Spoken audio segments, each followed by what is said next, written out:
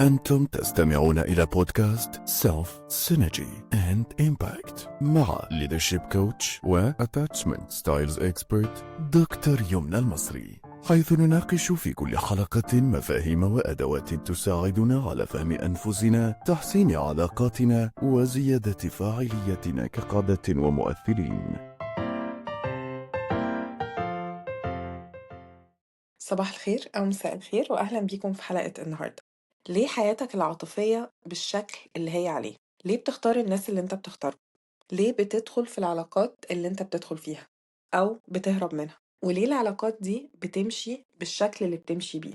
هل شايف باترن بيتكرر؟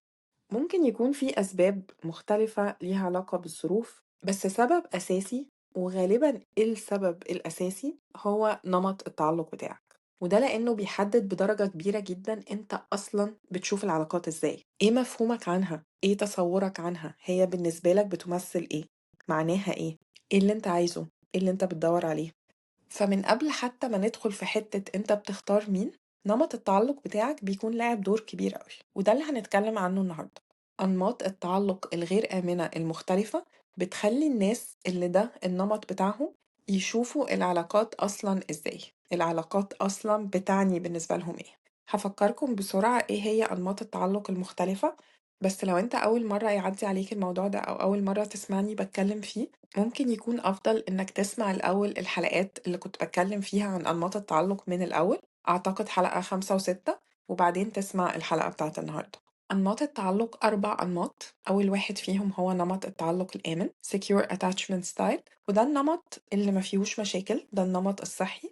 و3 أنماط غير آمنة هما نمط التعلق القلق ال Anxious Attachment Style، نمط التعلق المتجنب ال Avoidant أو ال Dismissive Avoidant Attachment Style، وتالت واحد هو نمط التعلق المتخوف ال Fearful Attachment Style، بيسموه أحيانا fearful avoidant أو chaotic أو disorganized. النهاردة هنتكلم عن كل واحد من ال3 أنماط دول، ال3 أنماط الغير آمنة ال insecure attachment styles، ونفهم بالظبط هو إيه نظرته وإيه تصوره عن العلاقات، بيشوفها إزاي. وهنبتدي مع نمط التعلق القلق. الناس اللي نمط التعلق بتاعهم قلق، العلاقات العاطفية وفكرة الحب والارتباط بالنسبة لهم حاجة هم عايزينها جدا، تكاد تكون أكتر حاجة هم عايزينها، ونظرتهم للعلاقة دي نظرة رومانسية مثالية حالمة، مثالية من وجهة نظرهم طبعا، لكن اللي هم بيشوفوه علاقة مثالية ده ما بيكونش الصحي بتاع العلاقات. بيشوفوا إنه علاقة الحب والارتباط معناها إننا هنبقى كل حاجة في حياة بعض،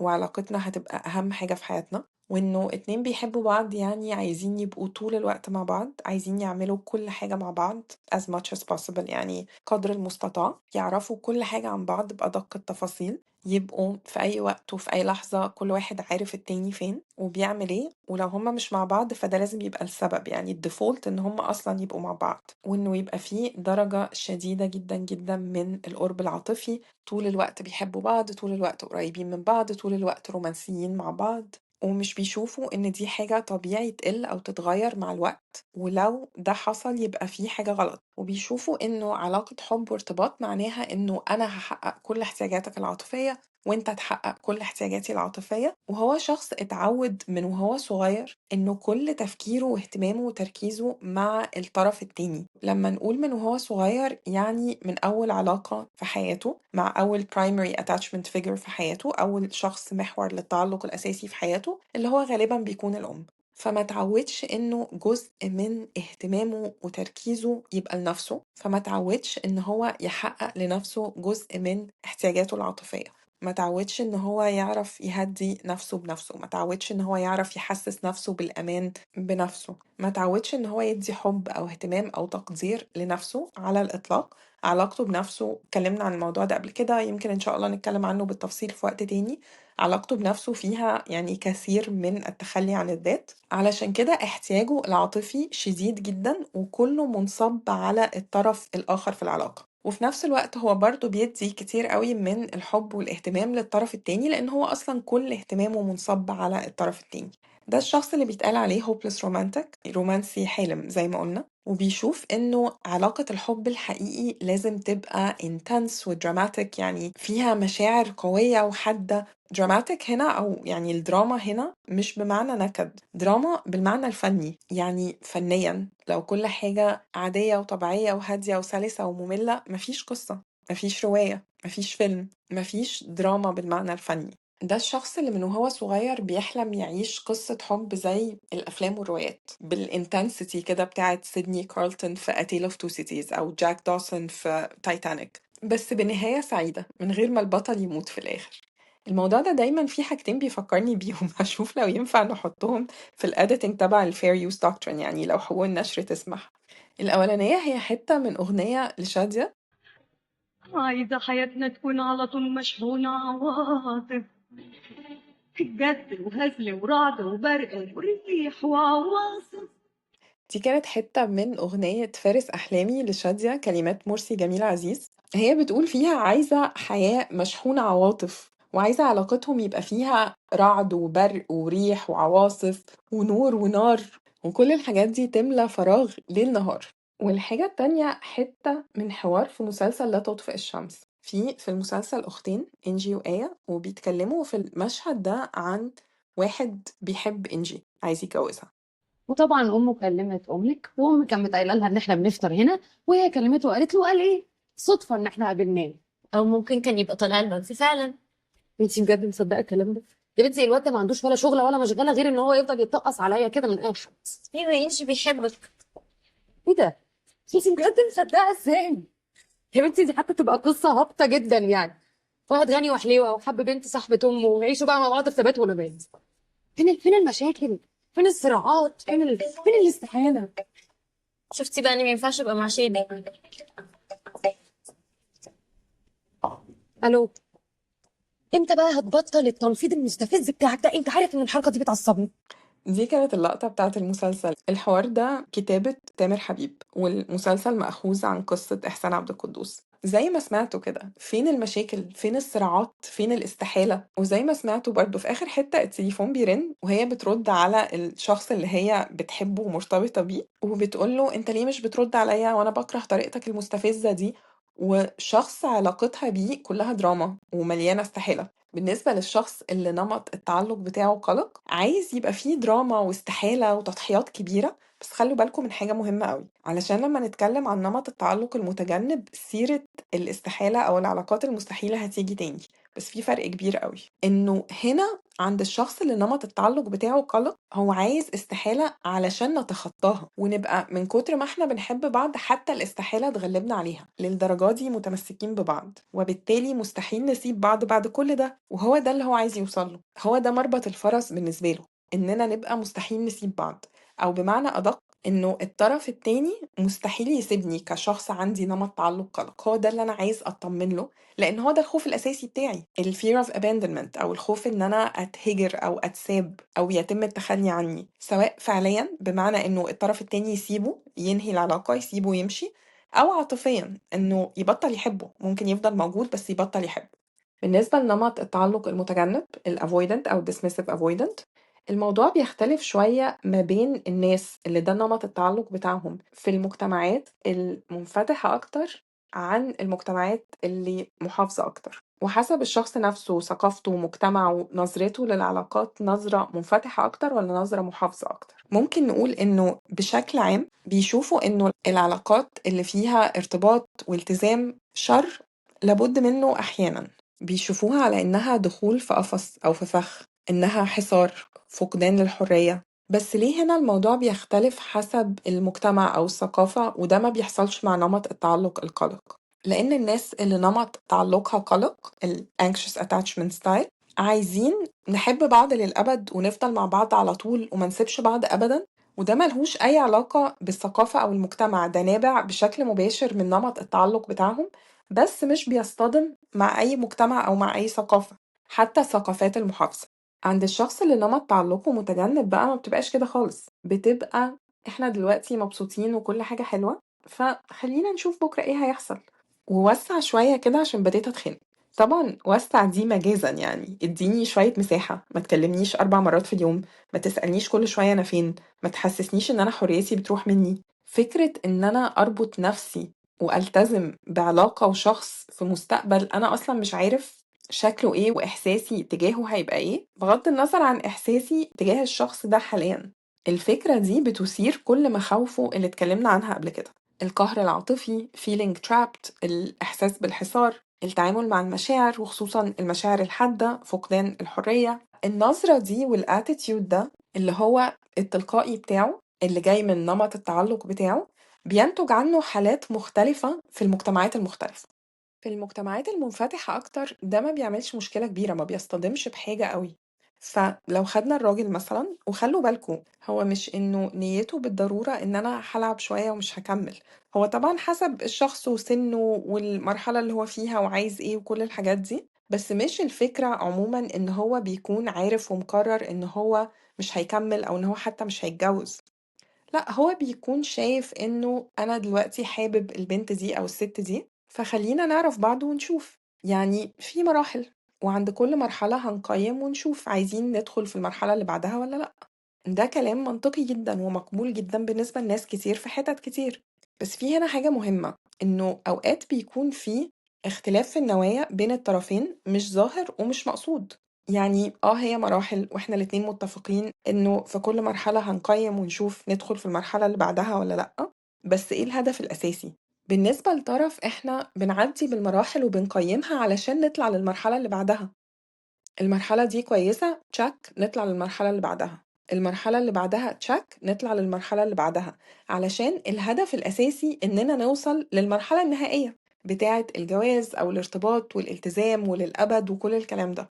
الطرف التاني اللي نمط التعلق بتاعه متجنب مش شايفها كده خالص، هو في المرحلة دي دلوقتي علشان عايز يبقى في المرحلة دي ومبسوط في المرحلة دي، وما يعرفش بعد كده هيبقى عايز إيه. مش الهدف من المرحلة إن إحنا نعدّيها عشان نتأكد إنها كويسة ونروح للي بعدها، الهدف من المرحلة هي المرحلة نفسها، مش في هدف عايز يوصل له فبيعدّي بالمراحل بس عشان يوصل للمرحلة الأخيرة. بالعكس، هو من جواه المرحلة الأخيرة دي الارتباطات الشرطية بتاعتها كلها عنده سلبية، فطبيعي إن هو مش عايز يوصل لها. أنا هنا باتكلم عن الشخص أو المجتمع المنفتح أكتر، وعن إحساسه اللي نابع من نمط التعلق بتاعه بعيدًا عن أي برمجة مجتمعية. وفي الحالة دي الشخص ده ممكن طول عمره أو لغاية سن كبير ما يكتشفش إن هو عنده مشكلة في العلاقات أو في الارتباط، لأنه بيدخل العلاقات عادي جدًا والدنيا بتبقى لطيفة، ومن وجهة نظره مش بنكمل علشان ما طلعناش مناسبين لبعض، أو هي اتغيرت أو طلع فيها عيوب أو ما طلعتش زي ما أنا كنت فاكر، ما طلعناش compatible في الlong term. بيبقى شايف إن هي مسألة عدم توفيق في الطرف التاني، والناس مخيبة للآمال، والستات بتبقى خنيقة بعد الارتباط، أو لو بنت إنه الرجالة بتبقى متحكمة بعد الارتباط. فما بيبقاش شخص عنده مشكلة في الدخول في علاقات، بيدخل في علاقات عادي، وممكن نيته في الأول تكون إنه ما عندوش مانع إن هو يتجوز ويكمل لو فضل مبسوط، بس ده ما بيحصلش لأنه عمره ما بيفضل مبسوط لغاية لما يوصل للمرحلة دي، وده بسبب نمط التعلق بتاعه مش بسبب الطرف التاني. وأحيانا كتير الناس اللي نمط التعلق بتاعها متجنب علشان تضمن إنها مش هتوصل لحتة التدبيسة أو الدخول في القفص اللي هم بيبقوا خايفين منها دي، بيختاروا علاقات فيها استحالة بسبب مثلا اختلاف في الدين أو إن هم عايشين في بلاد مختلفة أو أي أسباب تانية. بس هنا بقى زي ما قلت لكم من شوية في فرق جامد قوي ما بين الاستحالة بتاعة نمط التعلق المتجنب والاستحالة بتاعة نمط التعلق القلق. هنا عند الشخص اللي نمط التعلق بتاعه متجنب، الاستحالة مش علشان نتخطاها ونتمسك ببعض، هنا الاستحالة علشان عقلي الباطن يبقى مطمن إنه الموضوع هينتهي، إن أنا مش هتدبس للأبد. في المجتمعات المحافظة بقى أو عند الأشخاص اللي هم نفسهم تفكيرهم محافظ، وبالنسبة لهم الدخول في أي علاقة معناها إن أنا فعلا خلاص عايزة أتجوز الشخص ده ومستعد للجواز، الموضوع بيختلف تماما. الكور واحد، الكور فيرز، المخاوف الأساسية هي، وفكرة إنه العلاقات اللي فيها ارتباط والتزام طويل الأمد دي هتبقى سيطرة وتحكم ودخول في القفص وفقد للحرية وكل الكلام ده هو. بس هنا بقى أي علاقة معناها الإقبال على كل ده بسرعة جدا، في فترة تعارف، في فترة خطوبة، بس احنا من الأول داخلين نتجوز، وبنعمل الخطوات دي علشان بس نتأكد انه اوكي الاختيار كويس مفيش مشاكل وهنتجوز، مش علشان نعيش المرحلة ونستمتع بيها ويحلها ربنا، نبقى نشوف بعد كده عايزين ايه. فاللحظة بتاعت انا كده هدخل القفص بيعيشوها من الأول خالص. المواجهة مع نفسهم بتاعت قرار الدخول في جواز أو ارتباط طويل الأمد أو علاقة فيها مسؤوليات نفسية وعاطفية تجاه شخص آخر. وباي ذا واي ما عندهمش مشكلة في المسؤوليات المادية أو العملية، المشكلة هنا في المسؤولية النفسية والعاطفية والتعامل مع شخص في السياق في مشاعر وضغوط ومحاولات للسيطرة من وجهة نظرهم وفقد للحرية. مواجهة القرار ده اللي في الحالة الأولانية بتيجي في نص العلاقة فبيخرجوا منها، هنا بتيجي قبل الدخول في العلاقة أو في أولها خالص فما بيدخلوهاش. تلاقي البنت أول ما حد بيقرب منها بتهرب، والراجل ما بيقبلش على إن هو يدخل أي علاقة، أو بعد ما بيبتدي بيغير رأيه ويهرب، أو لو واحدة قربت منه بيهرب على طول. فالناس اللي نمط التعلق بتاعهم متجنب بيعانوا أكتر بكتير في المجتمعات المحافظة، لأنهم مش بيدخلوا علاقات فبيحسوا بالوحدة، وبيحسوا إن هم مفتقدين إن هم يعيشوا التجربة أو التجارب اللي بيشوفوا الناس التانية بيعيشوها. وفي نفس الوقت هم في مجتمع النظرة فيه والسردية بتاعته إنه الطبيعي إن الناس عند سن معين تتجوز وتخلف وتكون أسرة، فلما بتبتدي تبقى في السن ده ويفوت سنة ورا سنة وده ما يحصلش، بيبقى فيه ضغط أكتر وأسئلة من الناس التانية وإحساس إن أنت عندك مشكلة. وده برضو بينتج عنه إنه ناس كتيرة جدا نمط التعلق بتاعها متجنب بتتجوز للأسباب المجتمعية دي، أو خوف إن هما كبروا وعايزين يلحقوا يبقى عندهم ولاد. وده طبعا بيؤدي لجوازات تعيسة جدا، لأنه شعور الشخص ده أصلا تجاه الجواز أو الارتباط ما اتغيرش لسه، إن هو قفص وقهر وفقد للحرية ومحاولات للسيطرة من الطرف التاني. والطبيعي لما أي حد يحس بالحاجات دي إنه يبقى عايز يهرب. فحتى لو الجوازة استمرت بيبقى فيها على الأقل طرف، وأحيانا الطرفين، في حالة هروب. الهروب ده له أشكال كتيرة قوي بتختلف حسب الشخص وظروفه وثقافته ومبادئه ومعتقداته وحاجات كتيرة قوي. ممكن يكون هروب بره البيت، شغل، سفر، صحاب، علاقات تانية. أوقات الستات في الحالات دي اللي ما بيبقاش عندها نفس حرية الهروب بره البيت بتهرب جوه نفسها، بتهرب في النوم الكتير، في الانعزال، وهكذا. فالشخص اللي نمط التعلق بتاعه متجنب حسب اللايف ستايل بتاعه، حسب المجتمع بتاعه، ممكن يكون مش حاسس بمشكلة ومبسوط بالحياة اللي هو عايشها لغاية لما بيوصل لسن معين بيلاقي نفسه مفتقد حاجات معينة، أو بيلاقي نفسه عايز يستقر ومش عارف، عايز يخلي علاقة تستمر ويبقى فيها حاجات معينة هو مفتقدها ومش عارف. وممكن يبقى هو بيحس أو بيبان حتى للناس التانية إن هو شخص بيخاف من العلاقات أصلا، ما بيدخلش علاقات كتير، ويبقى حاسس إن هو مفتقد تماما للجانب ده في حياته، عايز يتجوز ويخلف ويفتح بيت، وفي نفس الوقت في حاجز جامد ما بينه وما بين إن هو يعرف يعمل كده. وده طبعا طبيعي، لأنه لما أكون الحاجة اللي أنا مقبل عليها دي في عقلي الباطن هي معناها سجن وقفص وتحكم وسيطرة وفقدان لأهم حاجة بالنسبة لي اللي هي حريتي، طبيعي جدا إن أنا مش هقدر أقبل عليها. ولو دخلت فيها وده إحساسي بتكون النتائج مش كويسة. عشان كده لازم يكون الحل إن أنا أغير نمط التعلق بتاعي الأول، مش إن أنا أجبر نفسي أو أخضع لضغوط خارجية وأدخل في حاجة أنا أصلا عقلي الباطن رافضها. نمط التعلق المتخوف بقى حيران ما بين الاتنين. ده أكتر نمط هو نفسه بيبقى محتار، وأكتر نمط بيحير اللي بيتعامل معاه. الشخص ده بيكون زي الشخص اللي نمط تعلقه قلق، نفسه في علاقة رومانسية فيها قرب جامد وارتباط وأمان ووعود وعهود وكل الحاجات دي، بس ما عندوش نفس التصور الحالم عن العلاقات اللي عند الناس اللي نمط التعلق بتاعها قلق. هو بيشوف العلاقات على إنها حاجة مخيفة جدا ومتقلبة ومؤذية، لأن دي كانت تجربته من بداية حياته، ولأن هو بيشوف إن الناس نفسها كمان كده ملهاش أمان. الشخص اللي نمط تعلقه قلق بالنسبة له الارتباط an object of desire، حاجة هو عايزها، حاجة هو بيرغبها بشدة. بالنسبة للشخص اللي نمط التعلق بتاعه متجنب، الارتباط بالنسبة له a source of threat، مصدر للتهديد، حاجة بيخاف منها بيهرب منها. الشخص اللي نمط التعلق بتاعه متخوف بيشوفها الاتنين في وقت واحد، وده بينتج عنه كل التصرفات اللي بنشوفها في العلاقات أو تجاه العلاقات من الناس اللي نمط التعلق بتاعها متخوف، واللي الناس اللي حواليهم بيشوفوا إن هي very unstable.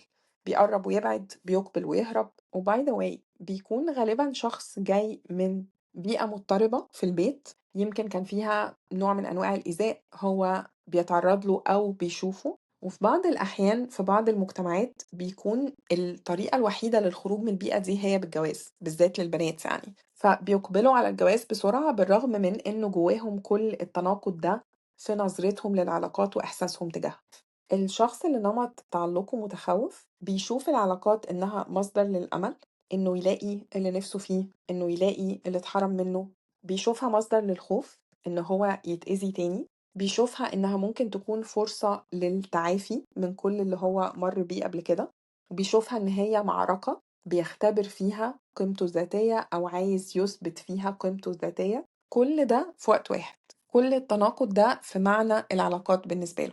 وده اللي بيؤدي لكل اللي بنشوفه بيحصل منهم في العلاقات. يعني بالنسبة للطرف التاني بيبقى حاسس ان هو شايف العجب ومش فاهم اي حاجة خالص، مش فاهم خالص هو الشخص ده عايز ايه، بيعمل كده ليه متغير كده، ليه ups and downs جامدة بالطريقة دي، ليه hot and cold. وده طبعا بيكون غصب عنهم لانه جواهم كل ده وبيحركهم.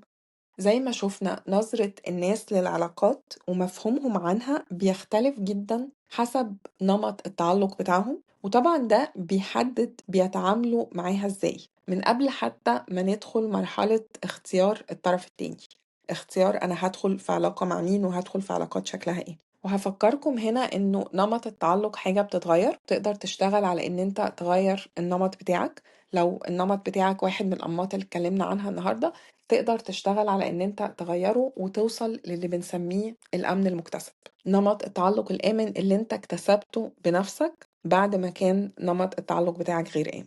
بما انه الحلقة بتاعت النهاردة كان فيها references فنية ودرامية كتير، هسيبكم مع مقولة لشكسبير من A Midsummer Night's Dream. بيقول Love looks not with the eyes but with the mind, and therefore is winged Cupid painted blind. الحب لا ينظر بالعينين بل بالعقل، ولهذا يصور كيوبيد المجنح لا يرى. لو عندكم أي أسئلة، تعليقات أو اقتراحات تقدروا تبعتولنا على الإيميل podcast@yumnalmasri.com. لو الحلقة عجبتكم ممكن تسيبوا ريفيو، ولو حاسين إن حد تعرفوه ممكن يستفيد من الحلقة بتاعت النهاردة ياريت تبعتوها له. لو عايزين تتابعوا الحلقات الجاية ممكن تعملوا سبسكرايب علشان مفيش حاجة تفوتكم، وعلشان ده بيساعد البودكاست إن هو يستمر. دي كانت حلقة النهاردة، ونتقابل إن شاء الله على خير في الحلقة الجاية.